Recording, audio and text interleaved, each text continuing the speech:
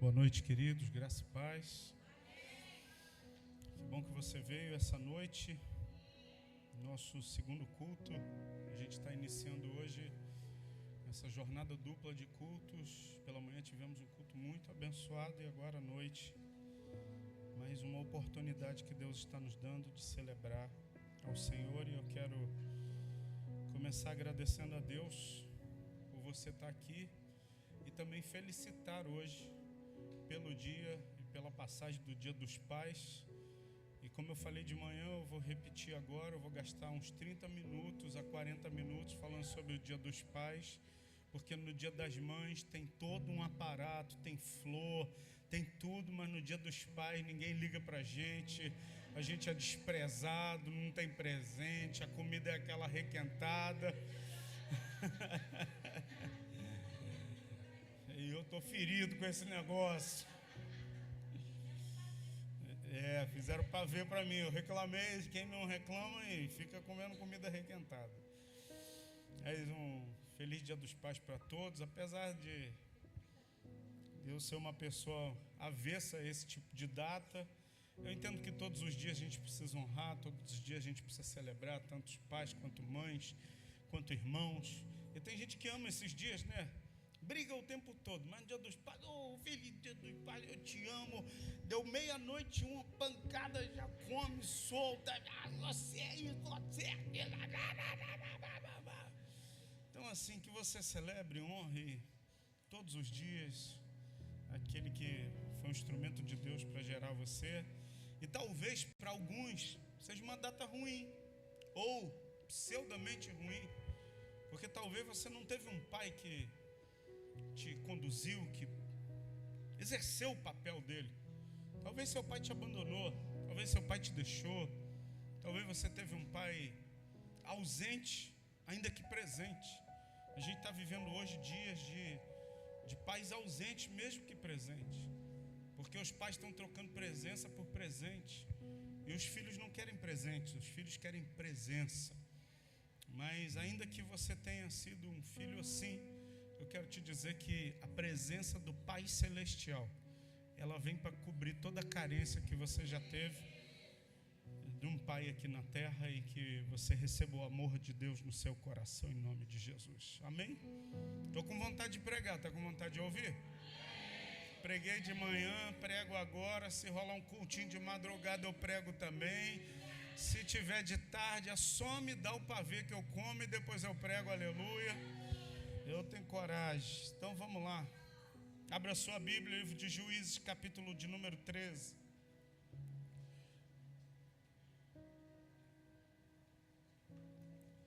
Irmão, cheguei aqui hoje tão feliz, porque eu amo estar na casa de Deus.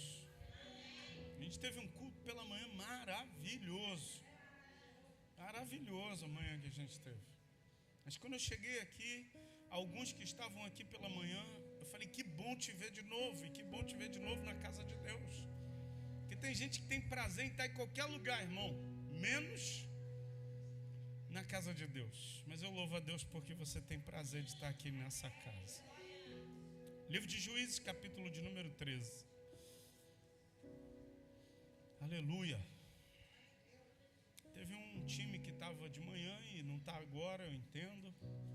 E tem gente que estava de manhã e está aqui, eu fico feliz demais por esses. Tem gente que não estava de manhã por algum motivo, mas está aqui agora, eu fico feliz por você. E tem gente que não estava de manhã e nem está de noite. E por esses eu oro. Você pensou que eu ia falar que eu estava triste, amaldiçoar, ia nascer piolho na cabeça? Não. Por esses nós oramos. Vamos lá, Juízes capítulo 13. Inclusive pela manhã a gente esteve orando pela vida da Duda. Ela está aqui. Fica de pé, filha. Nós vamos orar por ela mais uma vez. Ela é uma jovenzinha que assim, o coração dela está batendo cada vez mais forte por Jesus, irmão. Está batendo tão forte que os batimentos estão acelerados. Essa madrugada precisou ir para uma emergência para ser consultada. E ela ia cantar, ela falou, pastor, não estou me sentindo bem não. Eu falei, então fica sentadinha aí, adorando a Deus ali no banquinho, e na terça-feira você vai estar 100%. Eu queria que nós orássemos por ela. Vamos orar? Você pode fechar os teus olhos, estenda a sua mão na direção da Maria Eduarda. Senhor Jesus,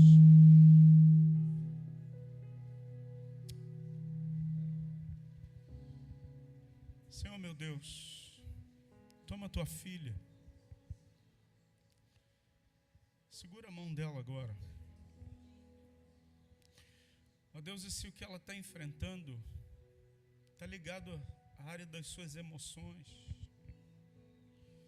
ajuda ela hoje, sustenta com a destra da tua mão fiel. Seu coração dela, as artérias, toca agora, Jesus. E nós declaramos batimentos normalizados, coração trabalhando perfeitamente, para ela continuar a jornada dela que está só no início, Jesus.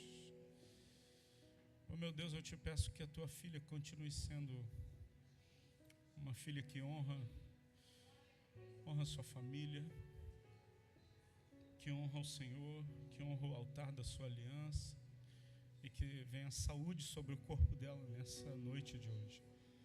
Oramos também pelo nosso irmão Ângelo, que está em recuperação, pós-operatório. Toca o teu filho agora. Se ele está junto conosco, cultuando, ainda que pela internet, toca o teu servo agora, Jesus. Tua filha Orma, toca a tua filha agora. Nós não sabemos se ela já passou pela cirurgia, mas nós colocamos a vida da Orma agora nas tuas mãos. Em nome de Jesus. Obrigado, ó Deus, pela vida da Ana. Ó Deus, está se recuperando, Senhor. Muito obrigado, Jesus. Nós colocamos cada um dos teus filhos que carecem e necessitam das nossas orações agora diante do teu altar. E te pedimos tua graça sobre a vida de cada um deles. Oramos assim, em nome de Jesus. Se você crê, diga amém. Vamos lá. Juízes capítulo 13. Tendo os filhos de Israel tornado a fazer o que era mal perante o Senhor, este os entregou nas mãos dos filisteus por 40 anos. Eu quero falar nessa noite sobre um pai que gerou um libertador. E eu quero declarar que Deus levante aqui nessa casa pais que vão gerar libertadores. Pela manhã eu falei de um pai espiritual que gerou Timóteo e tinha um filho muito especial, e o nome dele era muito diferente, mas cheio de significado, Onesíforo. O Onesíforo é aquele que traz proveito, porque tem gente que tira proveito da gente, mas nós declaramos pela manhã que Deus está levantando filhos aqui como Onesíforo, gente que traz proveito. Então olha para quem está do seu lado e diga assim: essa pessoa sou eu, irmão. Não, acho que você não entendeu não. Olha bem com cara de profeta, e profeta faz cara esquisita mesmo. Fala, essa pessoa sou eu sou aquele que traz proveito. Amém? Tem gente que anda com a gente para tirar proveito. Já experimentou disso? Se não, é horrível. É horrível. Eu já falei isso aqui, mas vale a pena ouvir de novo. Eu e a pastora, nosso primeiro carrinho foi um Fiat Uno, ano 98, 4 portas, 4 rodas, um volante e nada mais. E era o nosso amor aquele carro, LCH 0554. Lembro a placa, não me esqueço, acho que eu vou até o fim da vida lembrando dessa placa LCH 0554. Eu fiquei diante da placa, olhava para ela, LCH 0554, LCH. Meu primeiro carro, eu estava feliz da vida. E aí, nós fomos para a praia, era raríssimo isso, né? Eu acho que ainda é. E a gente foi para a praia, e a gente estava ali entre a Barra da Tijuca e o Recreio, numa praia chamada Reserva ali. E de reserva não tinha nada, irmão. E a gente estava lá, e eu estava igual um salgadinho, sabe o bolinho quando está para ser frito, ele fica empanadinho. Eu estava igualzinho, irmão, uma coxinha. Sabe, eu estava rolando na areia e eu estava feliz da vida aquele dia, e de repente a gente dá conta de que o carro não estava mais onde a gente estacionou. E eu estava só de bermuda. Meu cunhado, que Deus levou, Paulo César, estava só de sunguinha, irmão. E a gente entrou na delegacia da Barra. Pensa um negão só de sunguinha. Quando a gente entrou, o cara falou: não pode entrar aqui assim não, irmão. Ele: não, a gente foi assaltado. Levaram nossas roupas todas, um gordinho só de bermuda e um negão só de sunguinha, irmão. E a gente fez o BO, fizemos lá tudo que tinha que fazer, voltando para casa, voltamos para a igreja, e a primeira coisa que o pessoal pensa é o quê? Não está dizimando, não está dando dízimo, está em pecado, pastor pecador, não deu dízimo, o devorador vai e leva a Fiatzinha Uno dele. Só que não tinha pecado nenhum. Alguém que só tira proveito falou assim: pastor, e agora? Quem vai me levar para o hospital para eu ter neném, se seu carro foi roubado? Eu falei: caramba, não está nem preocupado se eu estou sem carro, não está nem preocupado se eu estava na metade daquele carnê biteludo assim, cheio de folha ainda para pagar. A pessoa estava preocupada quem agora ia levar ela para o hospital para ter neném. Sabe quem é gente assim? É gente que quer tirar proveito.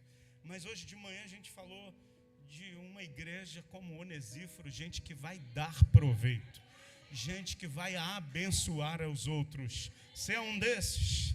Então levanta a sua mão e diz assim: eu vou ser um abençoador. Eu vou abençoar quem está à minha direita, quem está à minha esquerda.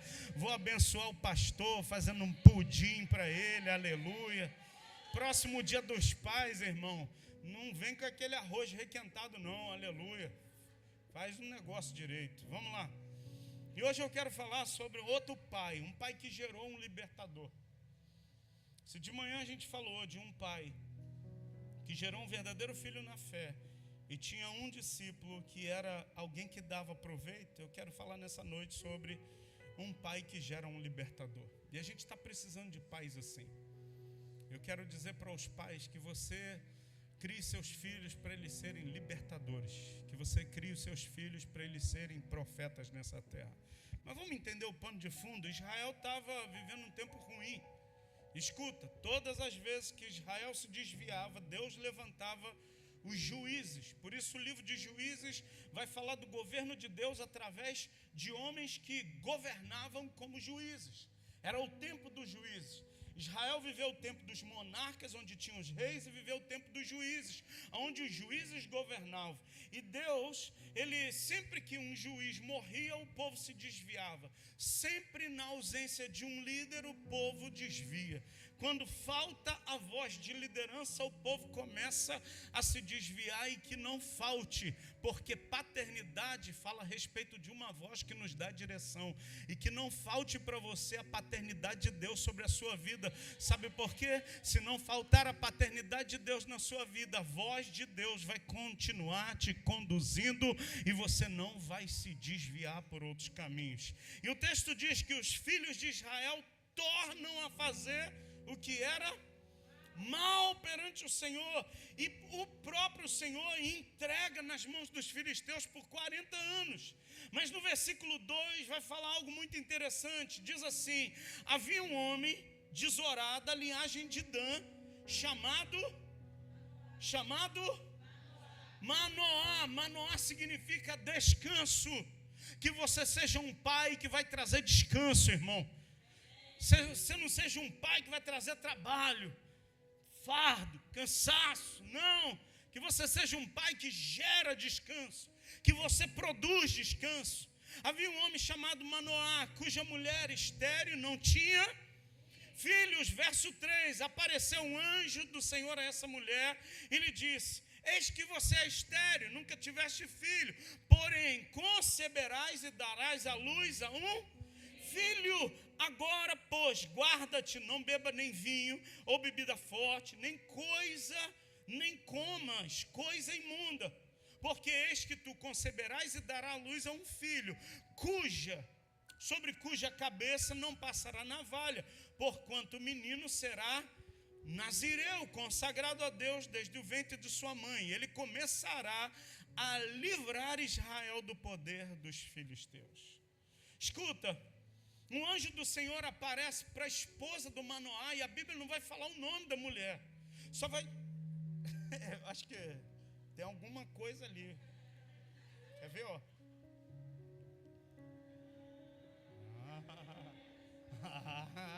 Muito bem, Santinho. Aleluia. Eu estava aqui incomodado. Eu falei, cara, vou tentar de novo. Vou tentar agora. Muito bem. Deus abençoe você, meu filho. Aleluia. Então vamos lá. A esposa do Manoá, a Bíblia não dá o nome dela, mas diz que ela estava em determinada situação e um anjo do Senhor aparece para ela. Ela era uma mulher que tinha algumas características, ela era estéril. Mas o anjo aparece e começa a liberar uma profecia, uma palavra para ela, uma mensagem. A mensagem era, olha, você vai conceber e você vai dar à luz um filho. O que eu acho lindo, tanto no Manoá quanto na esposa dele, é que não há dúvida, não há interrogações, não há perguntas, sabe, negativas no sentido de, será que vai mesmo? Será que eu vou conseguir isso? Será que isso vai acontecer mesmo? Não há nenhum tipo disso. A Bíblia diz que o anjo diz, você conceberá e vai dar à luz um filho, agora pois você precisa se guardar, não bebe nem vinho, nem bebida forte, não coma nada de imundo, e o menino não vai poder passar navalha sobre a cabeça dele, porque ele vai ser nazireu. O que era o nazireado? Era alguém que era consagrado a Deus desde o ventre, e não podia nem beber nem nada fermentado, não podia beber vinho, não podia beber bebida forte, e nem passava navalha na cabeça. Por isso que o Sansão vai ter a cabeleira grande. Agora olha o que diz o texto.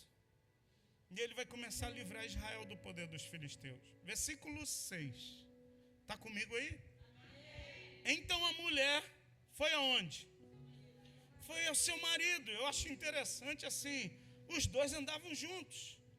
A mulher foi ao marido e lhe disse, um homem de Deus veio a mim. Sua aparência era semelhança de um anjo de Deus. Tremenda. Eu não lhe perguntei de onde era, nem ele me disse o seu nome. Porém me disse, eis que tu conceberás e darás à luz a um filho.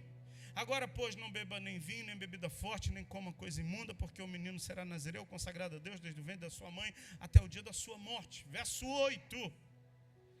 Verso 8. Escuta, vamos montar o cenário. A mulher do Manoá, ela recebe a visita de um anjo, recebe a profecia, recebe a mensagem. Ela fica impactada com aquilo, vai correndo para casa e conta para o marido, olha, aconteceu isso, um homem me apareceu, a aparência dele era de um anjo do Senhor, e ele me contou que eu vou gerar. Escuta, a mulher, o maior desejo dela era gerar. E ela diz, ele falou que eu vou gerar, eu vou conceber, o menino vai ser nazireu, eu não posso beber bebida forte, não posso comer coisa imunda, e não vai passar navalha na cabeça dele.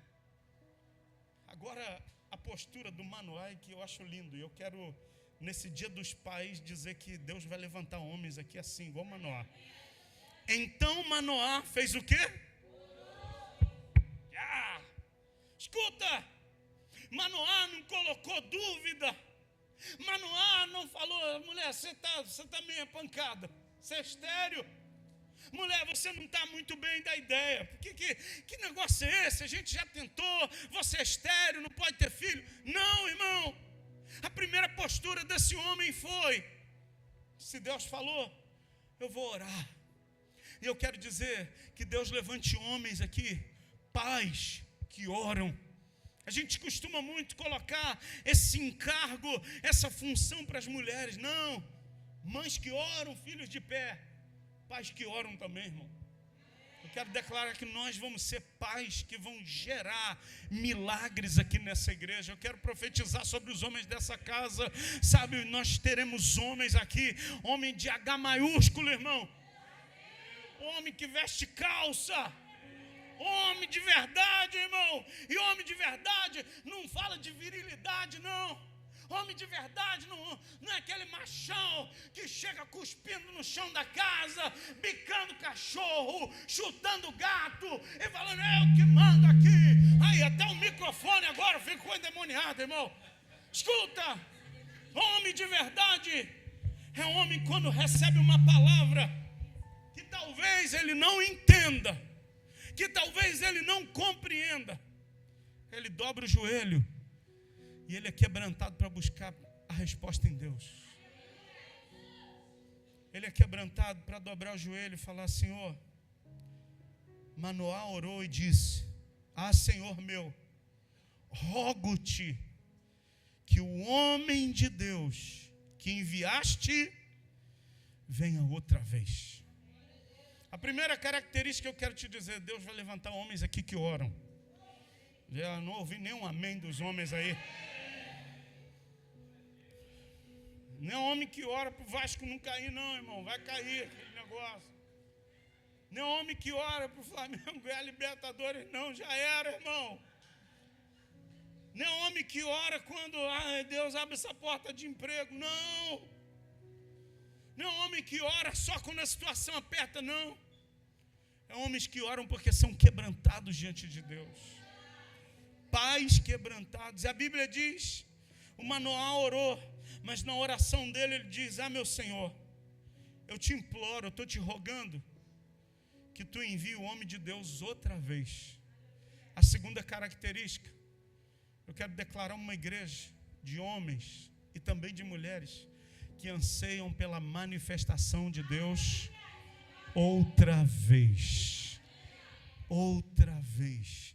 Pastor, de manhã foi tão bom, mas hoje tem culto de novo. Domingo foi tão bom, na terça-feira Deus tem mais. Na terça-feira foi tão bom, na quarta-feira não tem culto, mas tem culto lá na sua casa, se você dobrar o teu joelho, e Deus tem mais para falar. Na quinta-feira não tem nem culto e nem célula, mas tem presença de Deus na tua casa. Você pode dobrar o teu joelho e orar, e Deus vai revelar o coração dele para você. Primeiro lugar, homens que oram. Segundo lugar, pais que desejam a manifestação outra vez de Deus. E o versículo continua e diz assim: Ah, Senhor meu, rogo-te que o homem de Deus que enviaste venha outra vez e nos ensine o que devemos fazer ao menino que vai nascer.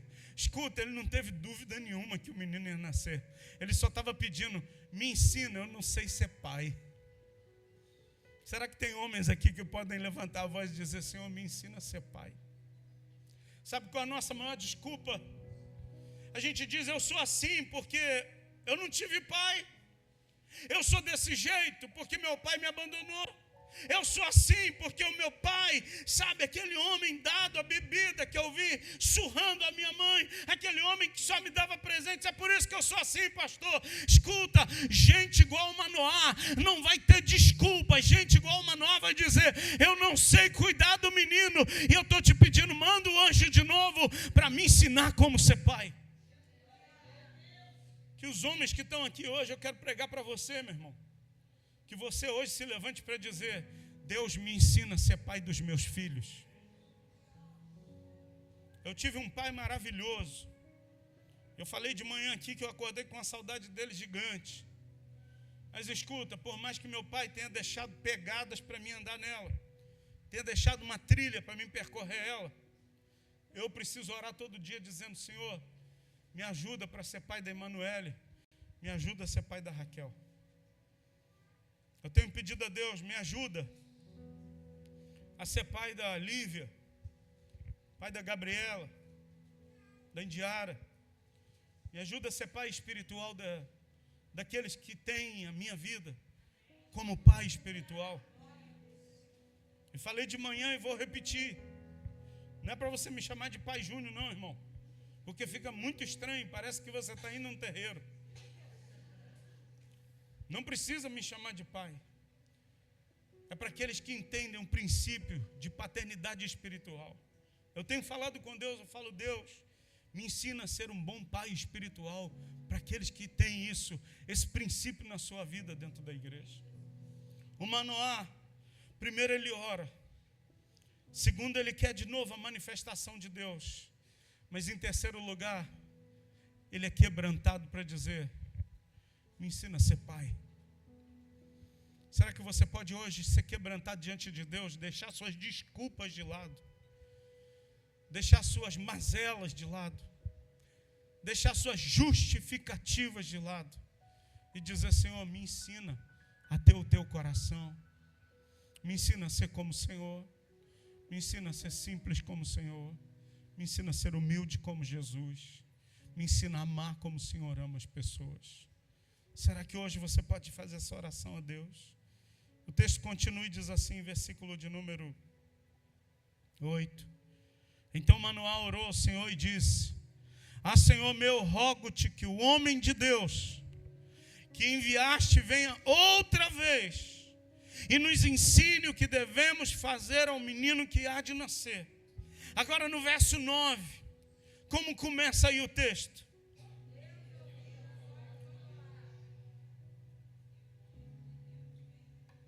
Deus ouviu a voz de Manoá. Deus ouviu a voz do Júnior. Deus ouviu a voz do Eduardo. Deus ouviu a voz do Robson. Deus ouviu a voz do Rafael. Deus ouviu a voz do Cleito. Deus ouviu a voz do Tiago. Deus ouviu a voz do Rafael. Deus ouviu a voz do José Roberto. Deus ouviu a sua voz. Deus está nos ouvindo. Escuta, não sei se você está aqui comigo, mas a gente serve um Deus que quando nós oramos, Ele está nos ouvindo.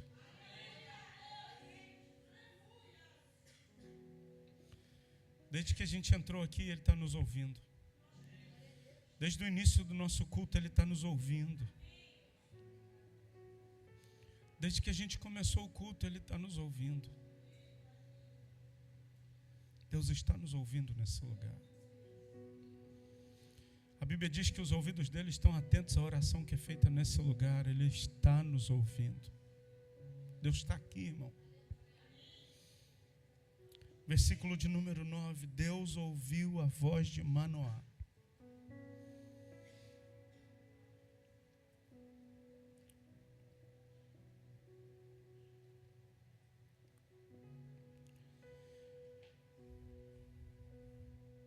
E o anjo de Deus veio outra vez à mulher, quando essa estava sentada no campo, porém não estava com ela seu marido. E apressou-se, pois, a mulher correndo, e noticiou ao seu marido e lhe disse: Eis que me apareceu aquele homem que viera a mim no outro dia. Então se levantou Manoá, seguiu a sua mulher, tendo chegado ao homem, lhe disse: És tu que falaste a essa mulher? Ele respondeu: Eu sou. Então disse Manoá: Quando se cumprirem as tuas palavras, qual será o modo de viver do menino e o seu serviço? Escuta, Manoá não estava questionando se ia nascer. Ele estava só perguntando: quando o menino vier, como que ele deve viver? Como que eu devo criar ele? E qual é o ofício que ele vai ter? Qual é o serviço? Sabe por quê? Dentro daquela cultura, se o pai era carpinteiro, o filho ia aprender a profissão do pai. Se o pai era motorista, o filho ia ser motorista. E Manoá estava querendo saber: ele vai ser meu filho, mas como o Senhor quer que eu crie ele? O que o Senhor quer que eu faça? Como o Senhor quer que eu treine ele? Escuta, irmão, a melhor coisa que tem é a gente saber o que Deus quer da nossa vida. E o que Deus quer, sabe que como a gente vai agir. Manoá estava preocupado como vai ser o modo de viver do menino e qual vai ser o serviço dele. Versículo 13, você está comigo aqui? Respondeu-lhe o anjo do Senhor: guarde-se a mulher de tudo quanto disse, e tudo quanto procede da videira não comerá, nem vinho, nem bebida forte beberá, nem coisa imunda comerá. Tudo quanto lhe tenho ordenado, guardará. Verso 15. Pode melhorar o microfone?